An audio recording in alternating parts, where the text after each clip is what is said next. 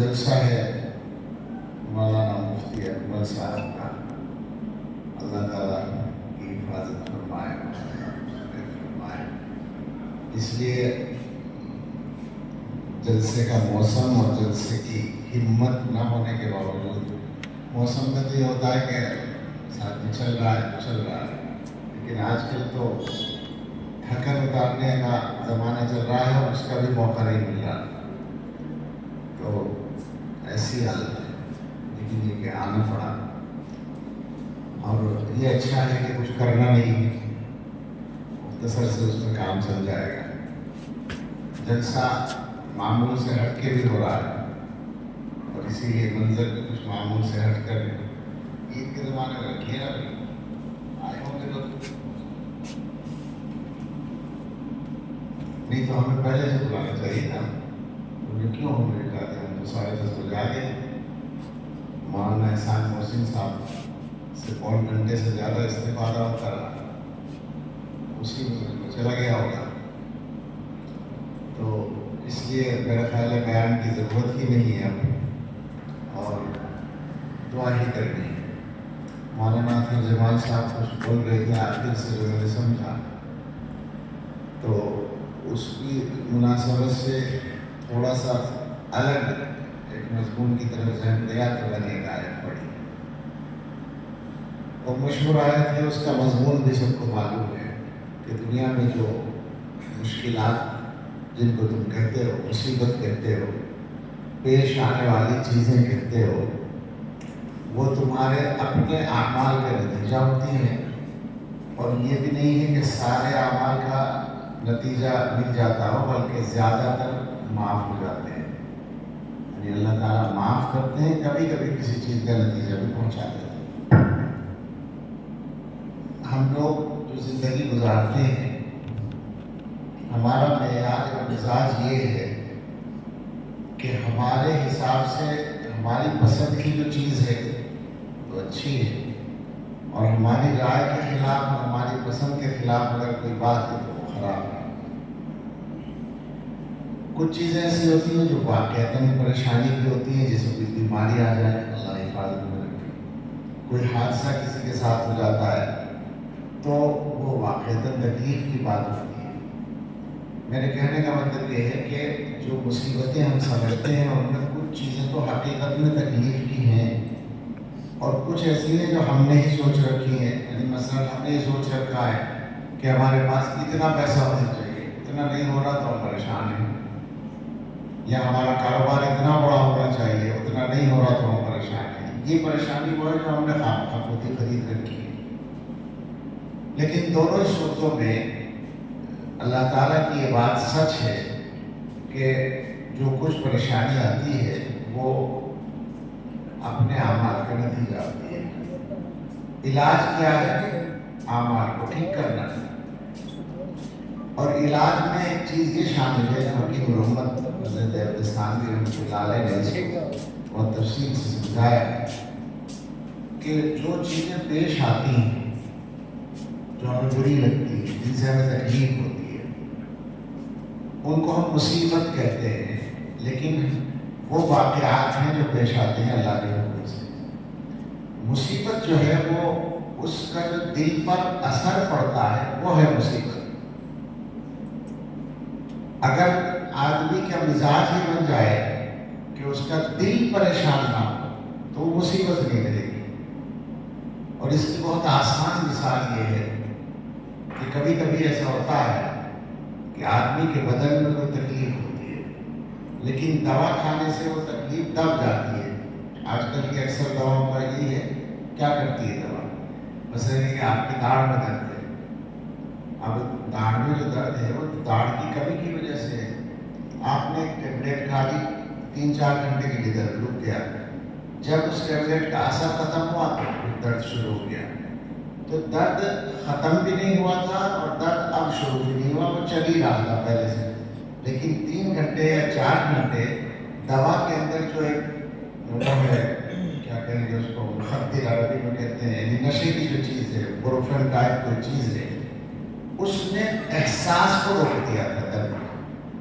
4 घंटे اس کا کام رہا تو اس نے درد کا احساس روکے رکھا، تو ہم سمجھے کہ درد نہیں ہے، وہ اس کا اثر ختم ہو گیا، تو درد کا احساس دوبارہ شروع ہو گیا، درد چل ہی رہا تھا۔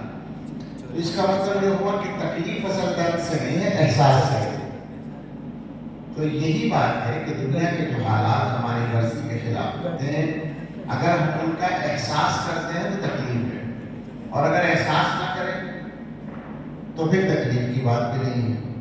اب یہ کہ احساس کیسے نہیں کریں گے، کیا ہم بے حس ہو جائیں گے؟ نہیں، ہمارا ایک مزاج ہونا چاہیے، وہ مزاج اگر بن جائے گا تو وہ تکلیف دور ہو جائے گی، اور وہ مزاج ہے اللہ کی مرضی میں ناز کریں گے۔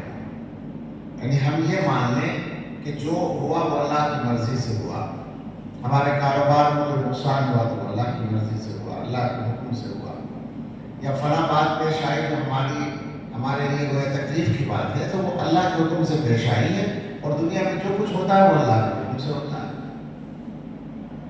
اسی سے ایک مسئلہ اور حل ہو جائے گا کہ اگر خدا نخواستہ کوئی پریشانی ہوگی تو ہمارا ذہن اس میں الٹا کام نہیں کرے گا، جو آج کل 99% کرتا ہے کہ فلاں بات ہو گئی تو فلاں نے نقصان پہنچا دیا، ہمارے کاروبار کو فلاں نے نقصان پہنچایا، اور زیادہ تر تو ماورائی چیزوں کا خیال ہوتا ہے کہ فلاں نے کچھ کروا دیا، بیماری بھی اسی سے آ گئی اور کاروبار بھی اسی سے ختم ہو گیا، رشتہ بھی اسی سے ٹوٹ گیا، ساری باتیں فلاں کے ہاتھ میں۔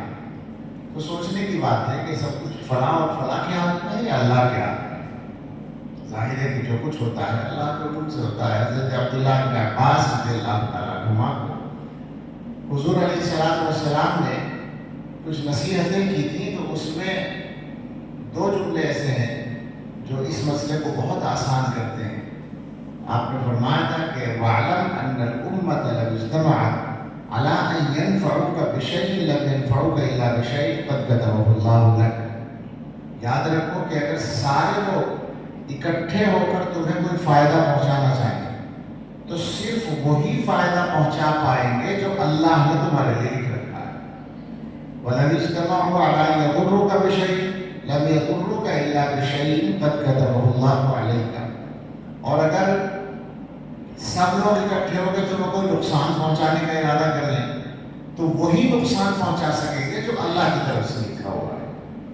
اس کا مطلب یہ ہوا کہ نفع نقصان سب اللہ کے ہاتھ میں، تکلیف پریشانی آسانی سب اللہ کے ہاتھ میں۔ یہ ذہن اگر ہم لوگوں کا صحیح طور پر بن جائے تو اس کا فائدہ یہ ہوگا کہ ہم پریشانی سے بچ جائیں۔ پریشانی ہوگی ہمیں لیکن دل پریشان نہیں ہوگا، تکلیف بھی ہوگی تو دل پریشان نہیں ہوگا۔ اور دوسرا بات یہ ہوگا کہ ہم اپنے اعمال کو ٹھیک کرنے کی کوشش کریں گے۔ اس زمانے میں اگر مسلمانوں کا کوئی مسئلہ سب سے بڑا ہو سکتا ہے تو یہ ہے کہ ہم لوگ اپنے آپ کو ٹھیک کرنے کی کوشش نہیں کرتے۔ دنیا کو ٹھیک کرنے کے لیے ہم تیار ہیں، تو دنیا تو ہمارے بس میں نہیں ہے، جو ہمارے بس میں ہے وہ ہم نہیں کرتے۔ مطلب یہ ہے کہ چاہے دنیا کے پڑوس والوں سے، رشتہ داروں سے، متعلقین سے کوئی تکلیف پہنچ رہی ہو، یا مثال کے طور پر پوری طاقت اور حکومت سے کوئی تکلیف پہنچ رہی ہو، وہ ساری کی ساری ہمارے ہاتھ سے تو باہر ہے نا۔ اس کے ٹھیک کرنے کے لیے جو لوگ کچھ کر سکتے ہیں وہ کریں، لیکن ہر آدمی تو کچھ نہیں کر سکتا، اس میں بالکل نہیں کر سکتا۔ بھائی اگر حکومت کسی چیز پہ قبضہ کرنا چاہ رہی ہے یا کوئی طاقت قبضہ کرنا چاہ رہی ہے، ہم کیا کر لیں گے، کیسے روک لیں گے؟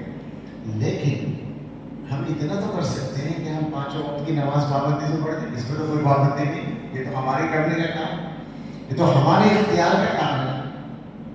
مسجد خطرے میں پڑ رہی ہے، اسے خطرے سے بچانا تو ہمارے لیے آسان نہیں ہے، لیکن اپنی مسجد میں جا کے نماز پڑھنا تو آسان ہے ہمارے لیے۔ ہم یہ کام نہیں کرتے جو اپنے کرنے کا ہے۔ سوچنے کی بات ہے۔ اب آج کا جو دن ہے اس میں طبیعت خرابی کے علاوہ اس کی بھی تکلیف ہے جو پارلیمنٹ میں چل رہا ہے، تو کیا ہوگا شاید، تو بے شک تو تکلیف کی بات ہے، اور اس کے لیے جو کچھ کیا جا سکتا تھا کیا گیا، نہیں کامیاب ہوئی، اللہ کے ہاتھ میں۔ لیکن یہ بات اس وقت کہنے کی ہے یا نہیں ہے، لیکن یہ کہ اپنے حصے کی کمیوں کو دور کرنے کا جو کام تھا وہ بھی تو ہم نے نہیں کیا، اس میں بھی جو وقت سے متعلق معاملات ہیں اس میں بھی اپنی کمیوں کو دور کرنے کے لیے تو ہم نے کوئی محنت نہیں کی ہے. ہمارا مطالبہ جو حکومت سے وہ ٹھیک ہے اپنی جگہ, وہ بالکل صحیح ہے, اور ان کی نیت اور ان کی پالیسی صحیح نہیں ہے, لیکن ہمارا عمل کون سے صحیح ہے اور ہم نے اس عمل کو ٹھیک کرنے کے لیے کیا کیا اور آگے ہی کیا کر رہے ہیں, ہمارا کیا ارادہ ہے. اپنی مسجدوں کو, اپنے مدرسوں کو, اپنے جتنے بھی اس طرح کے مشترک ملت کی چیزیں ہیں وقت کی قسم کی, ان کو جو لوگ چلاتے ہیں ان میں سے کتنوں کا ارادہ ہے کہ اب تک جو غلطی کر رہے تھے اسے چھوڑ کے اب سے کریں گے؟ ایسا تو حالات نظر نہیں آ رہے. تو یوں تو بات نہیں بنتی, یوں تو حالات ٹھیک نہیں ہوتے. اپنے اختیار کا, اپنے کرنے کا جو کام ہے وہ تو ہمیں کرنا ہی پڑے گا, اور ان معاملات سے الگ آ کر ذاتی اعمال کی طرف آ جائیے تو ہمیں نمازیں پڑھنے سے تو کسی نے نہیں روکا. ٹھیک ہے, انہوں نے ایئرپورٹ پہ, ہوائی میں نماز پڑھنے سے ہمیں روک رکھا ہے, ہر جگہ وہ بھی پابندی نہیں ہے. ابھی ہم نے پڑھی نماز اس دن ساتھ میں تھے ہم لوگ مدراس کے ایئرپورٹ پہ, پڑھی کسی نے سے روکا بھی نہیں. بعض ایئرپورٹ روکتے بھی ہیں, تو چلیے وہ کہیں کہیں رکاوٹ بھی آ رہی ہے, لیکن مسجد میں جا کے نماز پڑھنے میں تو کوئی رکاوٹ نہیں ہے. اور اگر جماعت ہو چکی ہے تو اپنے گھر میں اپنی نماز پڑھنے میں تو کوئی رکاوٹ نہیں ہے. کتنے لوگ ایک ہم میں سے نماز پڑھتے ہیں؟ ہم لوگ جو پابند ہیں نماز کے, ہماری نمازیں چھوٹ رہی اور ہم اس کی فکر نہیں کر رہے. یہ ہے کہ مثلا کتنے لوگ ہیں جن پہ زکوٰۃ فرض ہے اور پوری زکوٰۃ نہیں ادا کر رہے. رشتہ داروں کو یا غریبوں کو یا پڑوسیوں کو یا اللہ یہ جو مدرسے وغیرہ کے ان کو کتنے لوگ دیتے ہیں. بے شک ہمارے ان علاقوں میں کہا جا سکتا ہے صاحب بہت دینے والے ہیں, اس لیے ہمارے مدرسے اسی سے چلتے ہیں, لیکن مجھے ایمانداری سے کوئی بتائے کہ سارے لوگ زکوٰۃ دے رہے ہیں؟ سارے لوگ تو نہیں دے رہے. پوری زکوٰۃ تو آدھے لوگ بھی نہیں دے رہے. اپنے کاموں کو ٹھیک نہیں کرتے ہیں. آپس کے معاملات کو, لوگوں کے ساتھ جو ہمارے روپے پیسے کے معاملات ہیں, پارٹنرشپ کے معاملات ہیں, تجارت کے, کاروبار کے, کتنی ایمانداری سے ہم کام کر رہے ہیں. زیادہ لوگ وہی ملیں گے کہ جن کو جو اپنے کسی بھائی کو پیسہ دیتے ہیں کاروبار کے لیے, پیسہ مارا جاتا ہے. آپس کے رشتہ داریوں کے معاملات میں ہم اپنے رشتوں کو جوڑنے کی کتنی فکر کرتے ہیں. اپنے گھروں کے اندر شریعت کے مطابق اور انصاف کے مطابق ہم میں عمل کرنے والے کتنے لوگ ہیں. کوئی عورتوں کے ساتھ زیادتی کر رہا ہے, کوئی بچوں کے ساتھ زیادتی کر رہا ہے, کوئی اپنے بھائی کے ساتھ, کوئی بہن کے ساتھ, کوئی اور رشتہ دار کے ساتھ, کوئی ماں باپ اپنی اولاد کے ساتھ زیادتی کر رہے ہیں, بعض اولاد اپنے ماں باپ کے ساتھ زیادتی کر رہی ہے. یہ وہ سارے کام ہیں جو فقط ہمارے اختیار ہمارے کرنے کے ہم نے ٹھیک کر دیا. تو حالات کیسے ٹھیک ہوں گے کہ اللہ تعالیٰ یہ فرماتے ہیں کہ تمہارے اعمال کا نتیجہ ہوتی ہے مشکلات لاتی ہیں. اب یہ تو نہیں پتہ چلے گا کہ فلاں عمل کی وجہ سے فلاں بات پیش آئی, یہ واضح نہیں ہوگا. عام طور پر ہو بھی جاتا ہے لیکن اکثر نہیں پتہ چلے گا. تو ہمیں تو اپنے آپ کو پورے طور پر ٹھیک کرنے کی فکر ہونی چاہیے. اور مدرسے کے جلسے میں آ کر میں ہمیشہ یہ بات کہتا ہوں کہ 2-3 کام ہوتے ہیں. 1-2 کام تو مدرسے کے ہیں. مثلاً مدرسے کا کام ہے اپنی کارگزاری پیش کر دینا, ہم بچوں کو اس طرح پڑھا رہے ہیں, اس طرح تیار کر رہے ہیں. مدرسے کا ایک کام ہے مدرسے کے لیے مالیات وصول کرنا, وہ بھی ہوتا ہے الحمدللہ. لیکن تیسرا اس جلسے کا کام جو بہت بنیادی کام ہے وہ یہ بھی تو ہے کہ جو لوگ جلسے میں آئے ہیں ان کی زندگیوں میں کچھ فائدہ پہنچے, ان کی زندگیوں میں کوئی تبدیلی آئے. اس کے لیے دونوں کو کرنے کی ضرورت ہے. جو مدرسے میں بیٹھنے والے, اسٹیج پر بیٹھنے والے, انہیں بھی کرنا ہے, اور جو سننے والے انہیں بھی کرنا ہے. سننے والوں کا ارادہ ہی نہیں ہے تو پھر کوئی کیا کر لے گا. اگر کوئی ارادہ نہ ہو کہ مجھے اپنے آپ کو بدلنا چاہیے, ہم نے سے یہ سوچ رکھا ہے کہ میں تو بہت اچھا ہوں. اللہ تعالیٰ اپنا فضل فرمائے اور ہمیں صحیح عمل کی توفیق دے, اور اپنے فضل سے اس وجہ کو اپنی بارگاہ میں قبولیت سے نوازے, اور ان کی محنتوں میں برکت عطا فرمائے, آسانیاں کاموں میں سب آسانیاں عطا فرمائے. جو ضروریات ہوں اللہ بہت آسانی کے ساتھ اب بھی اور ہمیشہ ان کی تکمیل فرماتا رہے. آمین.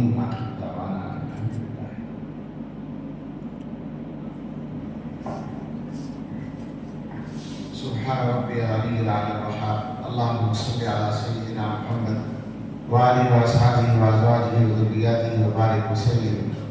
ربنا آتنا في الدنيا حسنة وفي الآخرة حسنة وقنا عذاب النار. ربنا لا تزغ قلوبنا بعد إذ هديتنا وهب لنا من لدنك رحمة إنك أنت الوهاب. ربنا هب لنا من أزواجنا وذرياتنا قرة أعين واجعلنا للمتقين إماما. اللهم إنك عفو تحب العفو فاعف عنا.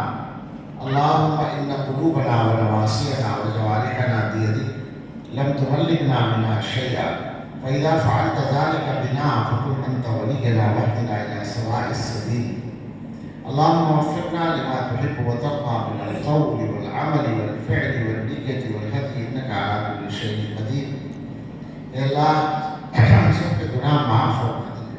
اے اللہ ہم قدم قدم پر آپ کی نافرمانی کرتے ہیں، روزانہ 10 مرتبہ گناہ کرتے ہیں، غلطیاں کرتے ہیں، آپ کی نافرمانی کرتے ہیں اور توبہ کی فکر نہیں کرتے۔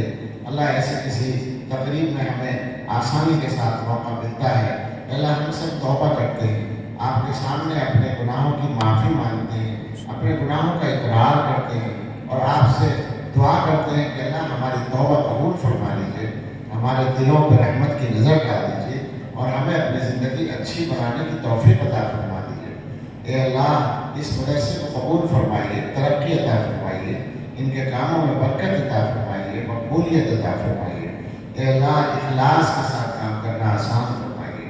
اے اللہ ہم سب کو اور ہمارے متعلقین کو بیماریوں سے شفا عطا فرمائیے۔ ہم میں اور ہمارے متعلقین میں جو بھی بیمار ہیں سب کو صحت کاملہ عطا فرمائیے۔ اللہ ہم میں جو لوگ قرضوں کے بوجھ میں دبے ہوئے ہم سب کو اپنے ہمارے قرضوں سے سبکدوش فرمائیے۔ اے اللہ جن کے پاس گھر نہیں ہے اچھے گھر عطا فرمائیے، جن جو بے روزگار ہیں اللہ انہیں بابرکت حلال روزگار عطا فرما دیجیے، جو بے اولاد ہیں اللہ انہیں اچھی اولاد دے دیجیے، جنہیں بیٹوں کی تمنا ہے انہیں اچھے بیٹے عطا فرما دیجیے۔ اے اللہ اپنی اولادوں کی طرف سے ہم سب کو خوشیاں عطا فرمائیے، سکون عطا فرمائیے، آنکھوں کی ٹھنڈک عطا فرمائیے۔ اے اللہ تمام ہی مسلمانوں کے کاموں میں آسانیاں عطا فرمائیے۔ اے اللہ آج جو کچھ حکومتی فیصلے کا چل رہا ہے اس میں بظاہر تو مشکلات ہیں، لیکن اللہ آپ تو شر سے خیر پیدا کرنے پر قادر ہیں۔ اللہ اس شر سے کوئی بڑی خیر نکال دیجیے۔ اے اللہ ملت کے لیے، امت کے لیے باعزت زندگی گزارنا آسان فرمائیے۔ اللہ شریعت کے مطابق زندگی گزارنا آسان فرمائیے۔ اللہ عبادتوں کی آزادی عطا فرمائیے۔ اللہ پوری آزادی کے ساتھ اور پوری ہمت کے ساتھ، پوری عزت کے ساتھ شریعت کے احکام پر چلنا آسان فرما دیجیے۔ اے اللہ ہم سب کے دلوں کی اچھی تمنائیں پوری فرمائیے۔ اے اللہ ہم سب سے راضی ہو جائیے، اس پوری امت سے راضی ہو جائیے۔ اے اللہ حرمین شریفین کی اور مسجد اقصیٰ کی حفاظت فرمائیے اور مسجد اقصیٰ کے خطے میں قربان ہونے والوں کی مدد فرمائیے، جانے والوں کی مغفرت فرمائیے اور جو موجود ہیں اللہ ان کی حفاظت فرمائیے، ان کی جان کی، ان کے مال کی، ان کی عزت و آبرو کی حفاظت فرمائیے۔ اللہ ہم سب کی اور ہمارے متعلقین کی اور تمام اہل ایمان کی جان و مال، عزت و آبرو، گھر بار، مال اولاد، کاروبار اور سب سے بڑھ کر ایمان کی حفاظت فرمائیے۔ اللہ ہم سب کے دلوں کی اچھی تمنائیں پوری فرمائیے۔ اللہ اس جلسے کو قبول فرمائیے اور مدرسے کے لیے نافع بنائیے، ہم سب کے لیے نافع بنائیے اور اس کی برکت سے ہماری زندگیوں میں تقوی عطا فرمائیے، ہمیں اپنی زندگیوں میں تبدیلی لانے کی توفیق عطا فرمائیے۔ مولانا اکمل اور ان کے رفقا کی، ان کے بھائیوں کی، متعلقین کی ہر شر سے حفاظت فرمائیے، مدرسے کے معاونین کی اور تمام تعلق رکھنے والوں کی، پڑھنے پڑھانے والوں کی حفاظت فرمائیے اور ہر قدم پر مدد فرمائیے۔ اے اللہ ہم سب کو امن و عافیت عطا فرمائیے اور عافیت کے ساتھ ہمارا کام بنائیے۔ اے اللہ ہم سب کے لیے اور پوری امت کے لیے آنے والے وقت کو گزرے وقت سے بہتر بنا دیجیے اور سب سے بہتر ہم سب کے آخری وقت کو بنا دیجیے۔ ربنا تقبل منا انك انت السميع العليم وتب علينا انك انت التواب الرحيم وصلى الله على سيدنا محمد وآله وأصحابه أجمعين۔